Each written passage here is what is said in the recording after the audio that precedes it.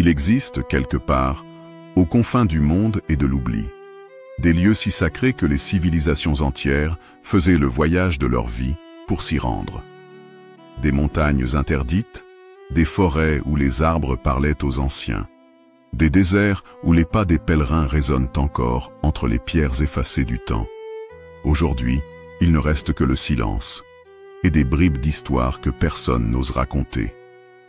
Et si je vous disais que sous les cendres de l'histoire se cachent encore les battements d'un monde mystique, effacé mais pas perdu? Bienvenue sur Histoires émouvantes, là où chaque vidéo est une clé vers l'invisible, l'inexplicable, l'inoubliable. Abonnez-vous maintenant, car ce que vous allez découvrir ici, vous ne le verrez nulle part ailleurs. Et si cette histoire vous touche, laissez un like, pas pour nous, mais pour qu'elle ne soit jamais plus oubliée. Aujourd'hui, je vais vous emmener dans un voyage que même les livres d'histoire n'ont pas osé écrire. Un voyage vers les pèlerinages oubliés, ces lieux sacrés, autrefois illuminés par la foi, l'espoir, la peur, le divin, mais aujourd'hui effacés par le vent, le sable, le feu, ou pire encore, par le silence. Dans les plaines sacrées de l'Andhra Pradesh, au sud-est de l'Inde, le vent charrie parfois un nom que peu osent prononcer, Amaravarti. Pas Amaravati, la capitale moderne, non. Mais Amaravarti, avec un R, roulé comme dans une prière oubliée. Une cité sanctuaire dont il ne reste aujourd'hui que des fragments de pierre, disséminés comme les os d'un géant mystique.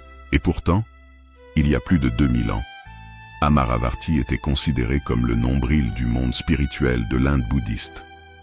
Ce lieu aurait été le cœur battant du Dharma, le point de convergence de pèlerinage millénaire, où les larmes du Bouddha auraient fécondé la terre elle-même. Mais un jour, tout a disparu. Les textes anciens parlent de la dynastie des Satavahana, rois commerçants et bâtisseurs, qui auraient érigé un stupa gigantesque, plus vaste encore que celui de Sanchi ou de Bodh Gaya. Mais contrairement à ses jumeaux connus, celui d'Amaravarti était vivant. Pas vivant au sens poétique. Les sculptures du stupa semblaient respirer. Des bas-reliefs en marbre blanc, si détaillés qu'ils donnaient le vertige.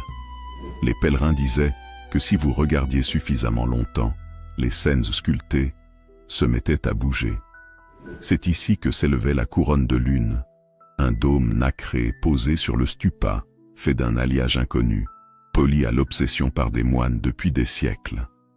Lors du solstice d'été, les rayons du soleil y frappaient un point précis, révélant une ombre inversée sur le sol, une forme de mandala géant que les anciens interprétaient comme la clé du nirvana. Mais ce secret, et tout ce qui allait avec, fut englouti. Une légende locale raconte qu'au sommet du stupa se trouvait une pierre noire, le Vishvakanta, l'œil du monde. On dit que ceux qui posaient leur front contre elle entendaient une voix, pas une voix divine, pas une voix humaine, quelque chose d'autre, une voix sans langue, qui posait une question unique à chaque pèlerin.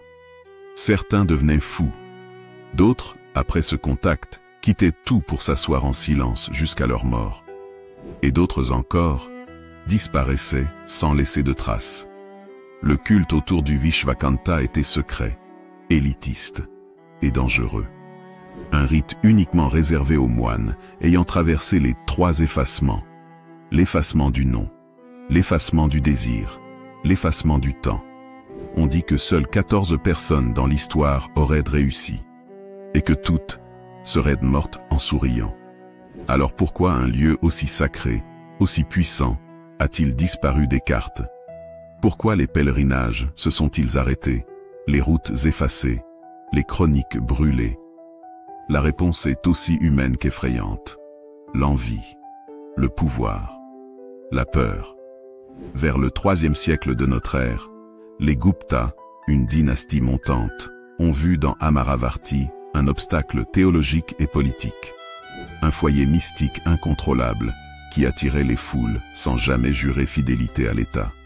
Un moine renégat, Ajñanadev, aurait vendu un secret interdit, le point faible du stupa, un axe en bois de santal central, vieux de 400 ans. Un incendie ciblé a alors ravagé le sanctuaire. Pas une conquête, pas une guerre, un simple feu de nuit. Les survivants ont fui. Les moines ont pris la route de l'Himalaya. Le Vishvakanta a été perdu, ou peut-être scellé dans les grottes d'Ajanta. Et le nom d'Amaravarti, effacé des textes sacrés, remplacé par d'autres, des fragments. À Londres, dans une salle poussiéreuse du British Museum, un pan de frise d'Amaravarti trône anonymement. Personne ne sait qu'elle vient de là, mais les pèlerins du passé la reconnaîtraient. C'est la scène du Bouddha aux 1000 mains. Et si l'on observe bien, l'une d'elles pointe vers le sud-est comme une invitation. D'autres morceaux sont éparpillés à Madras, à Berlin, à Tokyo. Mais aucun n'aimait cette vibration étrange qu'on disait autrefois sentir au pied du stupa. Sauf peut-être un certain manuscrit sanskrit découvert à Lumbini en 1999. Il contient un passage cryptique. Là où la pierre respire, là où le soleil s'incline, un œil sans paupières attend la voix de celui qui n'est plus. Qu'il marche 7 jours vers la colline d'Amar et qu'il n'écoute rien, sauf le silence. En 2013, un chercheur en archéologie spirituelle, Pradip Vayapuri, a parcouru l'Andhra Pradesh à la recherche de traces d'Amaravarti. Il a découvert une terrasse circulaire enfouie sous les racines d'un banyan géant. Autour, rien, ni temple, ni ruines, mais des pierres étrangement brûlées de l'intérieur. Lors d'une interview, il déclare « La nuit, j'ai rêvé que j'étais assis face à une pierre noire. Elle me demandait « Qui es-tu, maintenant que tu n'es plus toi ?» Je me suis réveillé en pleurant. Depuis, je n'ai jamais rêvé à nouveau. Dans le silence brûlant du Sahara, là où la chaleur est un souffle de mort et où le sable efface les traces plus vite que le temps, se cache une vallée oubliée. Une vallée que les habitants appellent encore à voix basse Mzorak, le lieu où les âmes crient sans bruit.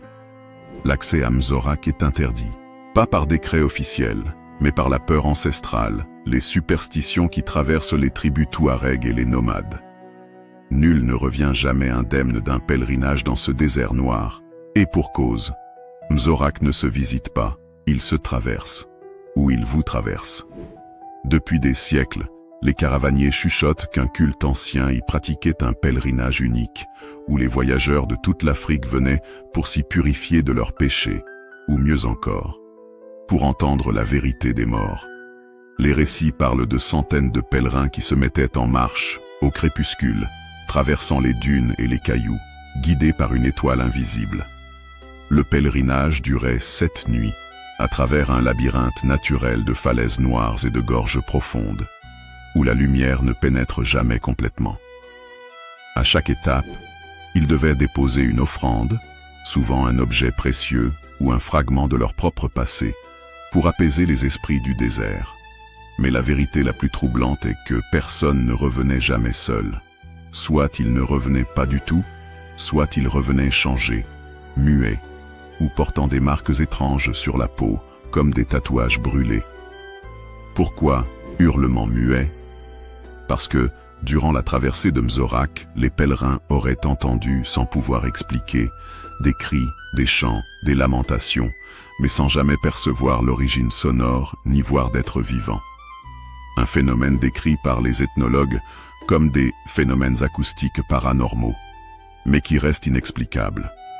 Ces sons, semblables à des hurlements de douleur et des chants de joie, s'élevaient dans la vallée, mais n'étaient audibles que par les pèlerins eux-mêmes.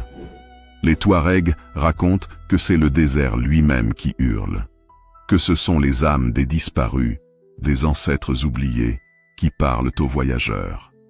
Au cœur de la vallée, une formation rocheuse étrange, nommée la pierre du silence, aurait été l'ultime étape du pèlerinage. On dit que cette pierre noire et lisse, d'environ 3 mètres de haut, absorbait tout son environnant, comme un puits sans fond. Les pèlerins devaient poser leurs mains sur cette pierre et prononcer leur plus grand secret. Mais en échange, ils perdaient leur voix. Ce sacrifice était nécessaire pour que l'âme soit purifiée et que le pèlerin accède à une forme de connaissance supérieure. De nombreuses expéditions modernes ont tenté de percer le mystère de Mzorak, mais aucune n'a jamais réussi à revenir intacte. En 1924, une mission française emmenée par le colonel Brossard a pénétré dans la vallée. Seuls 2 membres de l'équipe sont revenus, muets, le visage marqué par la terre brûlée, incapables de raconter ce qu'ils avaient vu. D'autres aventuriers, touristes ou chercheurs ont tout simplement disparu, sans laisser de traces. Certains chercheurs affirment que Mzorak est une sorte de portail entre ce monde et un autre, un lieu sacré, où le voile entre la vie et la mort est extrêmement mince. Les pèlerinages n'étaient pas seulement des voyages physiques, mais des voyages spirituels vers l'âme, où le silence et les hurlements muets sont une épreuve pour transcender la peur. En 2011, un jeune ethnographe touareg, Youssef El Hadj, a tenté de refaire le pèlerinage. Dans ses notes, il décrit une expérience hors du commun. « J'ai marché cette nuit, traversant des ombres et des cris invisibles. La dernière nuit, j'ai posé mes mains sur la pierre du silence. J'ai senti le poids du désert sur ma voix. Quand je suis revenu, je ne pouvais plus parler. Aujourd'hui, je ne peux vous raconter ce que j'ai vu, mais je sais que Mzorak existe et qu'il attend. Mzorak demeure un mystère insondable, un pèlerinage oublié que le monde moderne ne peut comprendre ni contrôler. Il nous rappelle que certains lieux sacrés ne sont pas faits pour être explorés, mais pour être respectés, craints et surtout écoutés dans le silence. À quelques dizaines de kilomètres au sud-est de Rome, perché sur les flancs des monts Albins, se trouve un petit lac circulaire d'une beauté presque surnaturelle, le lac Nemi. Surnommé parfois le miroir de Diane, ce lac est depuis l'Antiquité un lieu chargé de mystères et de légendes, mais surtout un sanctuaire oublié où se déroulait un rite interdit, à la fois sacré et sanglant. Le lac est entouré de forêts denses, où la lumière de la lune joue avec les ombres, dessinant des formes mouvantes que les anciens interprétaient comme des esprits de la nature. À l'époque romaine, le culte de Diane Nemorensis était l'un des plus secrets et puissants. Diane, déesse de la chasse, de la lune et protectrice des forêts, avait là son temple principal, un lieu de pèlerinage pour les prêtres et initiés venus de toute la péninsule. Mais ce culte n'était pas seulement tourné vers la nature ou la divinité. Il impliquait un rite très particulier, souvent qualifié de sanglant et interdit. Un combat rituel à mort entre le prêtre en fonction et un aspirant qui voulait prendre sa place. Le prêtre, appelé roi de la forêt, devait protéger le sanctuaire et ses secrets, mais aussi incarner l'esprit même de Diane sur terre. Pour accéder à ce poste, l'aspirant devait arracher, lors d'un combat à main nue, un rameau sacré appelé la branche de la lune, qui poussait sur un arbre unique au bord du lac. Le combat se terminait souvent par la mort de l'un des 2 hommes, et le sacrifice humain était considéré comme nécessaire pour garantir la protection divine du lieu. Mais ce que peu savent, c'est que sous les eaux sombres du lac reposaient 2 barques en or massif, découvertes en 1929 par l'archéologue Giuseppe Ugo Felici.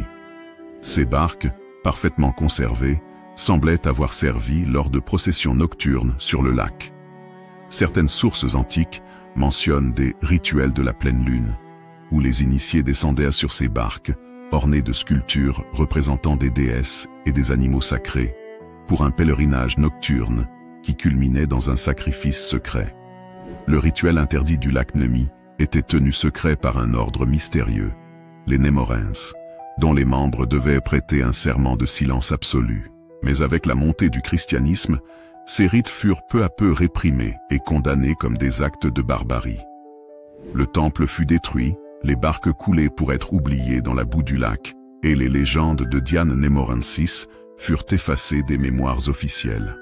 Les villageois autour du lac racontent encore que certaines nuits, quand la lune est pleine et que le vent se lève, on entend le clapotis de barques sur l'eau, les chants d'une procession oubliée et parfois des hurlements lointains. Une légende veut que le dernier, roi de la forêt, ait été assassiné dans une grotte secrète sous le lac, et que son esprit veille encore pour protéger les secrets du sanctuaire. La découverte des barques d'or a soulevé de nombreuses questions. Pourquoi ce luxe extrême pour des objets liés à un culte si brutal? Certains chercheurs avancent l'hypothèse que le lac Nemi était un centre de pèlerinage où se mêlaient la beauté divine et la sauvagerie du rituel. Le mystère demeure entier, car les archives de l'époque romaine ont été volontairement détruites, et les fouilles sous-marines récentes ont été interrompues pour raisons encore inconnues. Le pèlerinage autour du lac Nemi nous rappelle que parfois, la quête du sacré est aussi une descente dans l'ombre.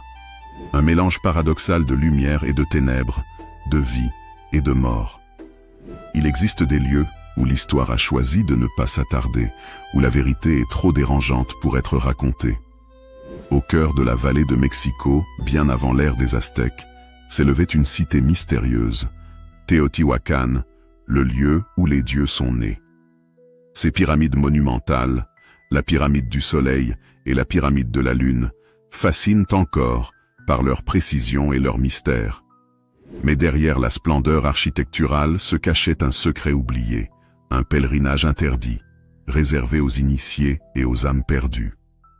La voie sacrée, l'avenue des morts, reliait les temples majeurs et était parcourue lors d'un rituel que les prêtres appelaient la marche des âmes.